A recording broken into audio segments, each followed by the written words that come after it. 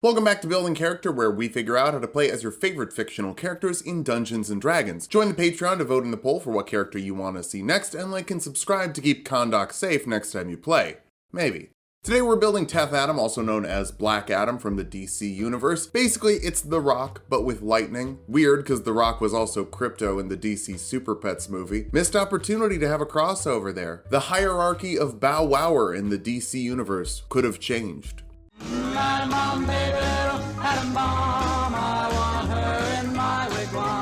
Let's start off with our goals for this build. First, we need to do an acrostic. We've got to get powers that spell out Shazam. Next, we need to be a muscle-bound boy with enough strength and resilience to beat the JLA on a regular basis. And finally, if we don't have some zippy-zappy electro powers, that's not Black Adam. For stats, we'll be using the standard point array. Feel free to roll for stats if you want, just keep your multi-classing minimums in mind. Strength at 15, so your physical strikes will hurt as much as possible. Then Constitution at 14, so you can take a hit or two from a guy in blue. Next, Wisdom at 13, and Intelligence at 12. Those ability scores will be responsible for making sure your other kind of strike does a lot of damage. A lightning strike. Dexterity at 10. You're so beefy you don't care if someone throws a fireball at you. You don't need dex if you got big pecs. And finally, Charisma at 8. You don't need to use your words because all you ever do is say one to solve your problems. And that word is Amadarak. Teth Adam is a human gifted with powers from the gods, so that means I can use custom lineage, but I do think variant human just this once, just as a treat for my fans who are humans. That'll give us +1 to 2 stats. Go with strength and wisdom to make them both 16. We also get a feat, so grab the tough feat for 2 extra HP at every level you get for 40 extra hit points by the end of the build. Then athletics for your skill of choice. Make your own background for intimidation and arcana, since you're big and scary and have learned a thing or two about magic in your time. We're gonna kick things off as a cleric for proficiency in history and religion, so if anyone asks questions about ancient Kondak or what powers you got from Zahudi, you can answer them with a little bit of accuracy. But that's not what we're here for. We're here to pick a divine domain, and we're going with Tempest. You get Wrath of the Storm, which should also probably be the subtitle of the second movie. Mason wrote this script before the movie came out, so optimistic, Mason. That lets you use your reaction to force anyone foolish enough to try and hurt you to make a dexterity saving throw. On a failure, they take 2d8 lightning damage, or half as much on a success. You also get spell casting when you become a cleric, so grab the light spell to make the lightning bolt on your chest glow, and also help you see in the dark with your subpar human eyes. Guidance will give creatures a d4 for ability checks. Use it for yourself to be, better than everyone else. Clerics are just kind of better than everyone else. First level spells, there aren't really that many you need. I guess you could reflavor Guiding Bolt as a lightning bolt that deals 4d6 radiant damage though with a ranged spell attack. Lightning does give off gamma radiation, so that's a thing. It's not going to be our only option for a lightning bolt, but it is the first we're going to have for now. It also gives the next attack against the target advantage, so that's a big plus. Shield of Faith will bump your AC by 2 if you decide to put on heavy armor you're technically proficient in. It's not in character, but I won't tell on you if you want to put on some plate mail. You can also grab Cure Wounds for a little healing factor to heal 1d8 plus your wisdom modifier as an action to a creature you touch. You can touch yourself, although that's going to put lightning on your palms. And you get 2 free spells from Tempest. I don't care about Fog Cloud, we just want Thunderwave. That'll force a Constitution saving throw on creatures in a 15-foot cube in front of you, dealing 2d8 thunder damage shows that fail and pushing them back 10 feet. Half damage and no pushing if they succeed. Just do the big old clap. We're gonna go over to Fighter now. Grab the unarmed fighting style, so you can do 1d6 bludgeoning damage plus your strength modifier with unarmed attacks, or 1d8 if you use 2 hands. Black Adam doesn't use a sword, so this will help you punch a child. This guy punches kids? I don't think that's an anti-hero. I think that's just a bad guy. If it turns out the teenager you're fighting got hands, use Second Wind to heal 1d10 plus your fighter level as a bonus action once per short rest. Second level fighters get Action Surge, letting you make 2 actions in 1 turn once per short rest. That'll let you punch and spell, or punch twice, or spell twice, but I think one of the spells has to be a cantrip. Third level fighters can pick a martial archetype, and we're gonna go with Eldritch Knight for more spells and spell slots. After all, we don't get a lot out of the weapon bond since, you're fighting with your fist, although you could summon stuff with static electricity. But what does sound like Black Adam is using Shock and Grasp to make a melee spell attack that deals 1d8 lightning damage to a target and takes away their reaction. Lightning Lure forces a strength saving throw on a creature within 15 feet of you, pulling them 10 feet closer and dealing 1d8 lightning damage if they end their turn within 5 feet of you. Weird distinction, because if they're 15 feet away from you, they should end their turn within 5 feet of you. That really only nerfs distance spell from Sorcerer. It's a weird rule, I don't get it. For your first level spells, grab Mage Armor to make your AC 13 plus your dex when you're not wearing armor. You can pair that with Shield of Faith for technically 15 plus your dex, since Mage Armor isn't concentration. Jump will triple your jump distance, which is probably the strongest spell we're gonna get. Might as well end the video here. But what if we grabbed Witch Bolt? That also isn't great. It's a ranged spell attack that deals 1d12 lightning damage and automatically stays at attach as long as you maintain your concentration. So you just deal 1d12 lightning damage every round for up to a minute. If you hold the concentration for the whole time, it's pretty great, but you can definitely do other stuff. Multiclassing spellcasters doesn't have to be that stressful. Just check page 165 of the player's handbook to figure out how many spells you should have at any given level. 4th level fighters get a feat or an ability score improvement. We'll bump our intelligence up to 14 for our non-radiant lightning to be a little more reliable. 5th level fighters get an extra attack, letting you attack twice every time you take an attack action. So if you use action surge, that's 4 attacks in one turn. That's enough for Billy Batson and his foster family. Why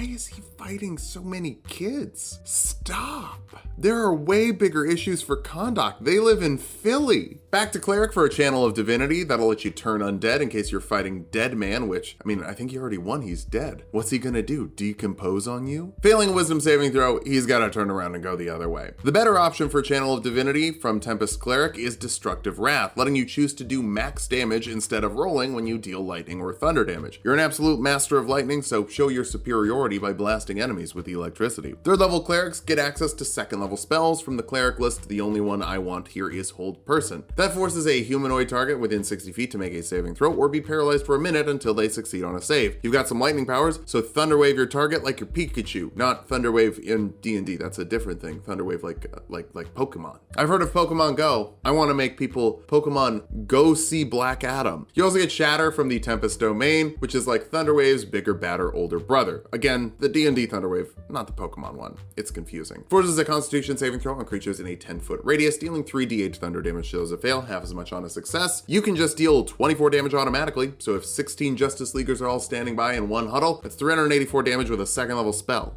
Wild. 4th level clerics get an ability score improvement or feat. We're going to bump our strength up to 18, so our punches will be on par with more of the enemies we're facing at total level 9. 5th level clerics get 3rd level spells, which again, we don't need many of. Just grab tongues to break down language barriers. That'll let you understand any spoken language and speak it to people, as long as they can understand one language. Domain spells give us the spells we really want here. Call Lightning lets you summon a storm cloud above you in a 60-foot radius. When you bring it forth, you can call down a bolt of lightning and force a dexterity saving throw on creatures within 5 feet of it, dealing 3d10 lightning damage if they fail. That's your downbeat from Smash Bros. Oh, that's Pikachu again. So much in common with these two. As long as the cloud stays up for 10 minutes, you can do that as an action on each of your turns. Just keep shouting Shazam over and over and over and over again. 6th level clerics get another spell slot, pretty sick, but they also get another use of Channel Divinity per short rest. So now you can turbocharge your lightning and thunder damage twice as much. But what's even cooler is Thunderous Strike, letting you push a large or smaller creature up to 10 feet away when you deal lightning damage to them. The Channel Divinity thing is actually cooler, but this lets you push people with Shocking Grasp. Don't you want to push people with Shocking Grasp? Let's go back to Fighter now. 6th level fighters get another ability score improvement or feat. Beef up your intelligence or wisdom, whichever one spells you like better. If you like the Eldritch Knight spells better, go for intelligence. You like the cleric spells better, go for wisdom. 7th level Eldritch Knights get 2nd level spells, but Eldritch Knights can only learn evocation or abjuration spells at this level, and we've already got Shatter, so there's not a lot of in-character options for Black Adam. So we're just gonna learn another 1st level spell, Shield. Shield will add 5 to your AC as a reaction, just to throw up a little lightning shield. With Mage Armor and Shield of Faith up, that's 20 before you've added your dex, which I guess is 0, so it's 20. You also get War Magic, letting you make a weapon attack as a bonus action after you cast a spell with your action. So you can use Shocking Grasp with your action, then follow it up with a big old punch. 8th level fighters get another ability score improvement or feat. Bump your strength up to 20 for maximum power punches. You can also grab a 2nd level spell that is an abjuration or evocation, and Black Adam does have hypnotic capabilities, not a power he uses a lot, but we'll go for a suggestion. That lets you force a wisdom saving throw on a creature, charming them if they fail, and then they gotta try and do something you tell them to do for 8 hours. Sort of just being bossy, but magical. If the Shazam you're fighting fights under standard Shazam rules and not like D&D Shazam rules, force them to say their word of power and then it'll turn into a kid. Who's easier for you to beat up? Stop beating up kids. 9th level fighters get Indomitable, letting you reroll a failed saving throw once per long rest. The Rock has something written into his contracts that means he can't lose a fight. It's the Indomitable ability. 10th level Eldritch Knights get Eldritch Strikes, which causes any creature you hit with a weapon attack to have disadvantage on their next saving throw against one of the spells you make before the end of your next turn, which means you can use your action surge to punch 4 people standing really close to each other, then cast Shatter on the area and use your Channel of Divinity to basically automatically deal max damage. That's pretty sick. 11th level fighters get another extra attack, so now you can make up to 6 people susceptible to your spells instead of just 4. It's a 50% increase to both amounts of targets you can hit in one turn, and a 100% increase to how scary you are. 12th level fighters get another ability score improvement or feat, bump your wisdom or intelligence, again, whichever you like. I'm gonna go with wisdom because that's what Call Lightning and Shatter are, and those are probably your highest damage spells. Until 13th level of fighter, where you get 3rd level spells, but wizard version. Lightning Bolt forces a dexterity saving throw on creatures in a 100-foot line, dealing 8d6 lightning damage to those that fail. It's the lightning spell, you know. Half damage to those that succeed. Using your channel divinity, that's 48 damage automatically. So if you get everyone lined up, like, I don't know, 20 people, that's 960 points of automatic lightning damage. Lining up 20 people in a straight line, probably not something you can do, but ask them nicely. You also get another use of Indomitable, so, you know, keep not dying. Our capstone is the 14th level of fighter for another ability score improvement. Maybe go for intelligence since, you know, Lightning Bolt's pretty cool. You can also get another spell that isn't evocation or abjuration, so we can finally fly. That'll give you a flying speed of 60 feet per round for the next 10 minutes or until you drop concentration. I'd give it to yourself because Black Adam can fly, but I guess if you want to let the caterpillar fly before he turns into a butterfly, that's always an option. Mr. Mind, he should have been the villain of Shazam too. Now that we're level 20, let's figure out how viable this build is. Starting with the pros, you got big lightning and thunder damage thanks to your handful of electric type moves and red cheek pouch. That's Pikachu again. The channel of divinity is really good though. It maximizes your thunder and lightning damage. You also have huge strength and plenty of attacks in one turn to make sure you could put a dent in Clark Kent. And finally, with the tough feat, you got almost 200 HP without investing in your constitution modifier at all. That's pretty cool. For cons, you're a little mad with spells that rely on intelligence and wisdom. What are you, a mixed caster in Elden Ring? You also didn't get to grab Elemental Adept because, you know, you needed a lot of those ability scores. Finally, you've got 8 charisma, so while you're intimidating, you're not going to get what you want through diplomacy. Thankfully, the best diplomacy of all is lightning damage. Throw lightning, throw thunder, fly around, and be the biggest, baddest, antiest hero in the DC universe. The hierarchy of power is about to change. I just don't know why that power is so focused on beating up orphans in Philly. Thanks for watching. If you liked the video, subscribe for more. We make 2 videos every week. Join the Patreon for this character sheet and a whole bunch more, and sub to Tulok and Mango for more Tulok fun.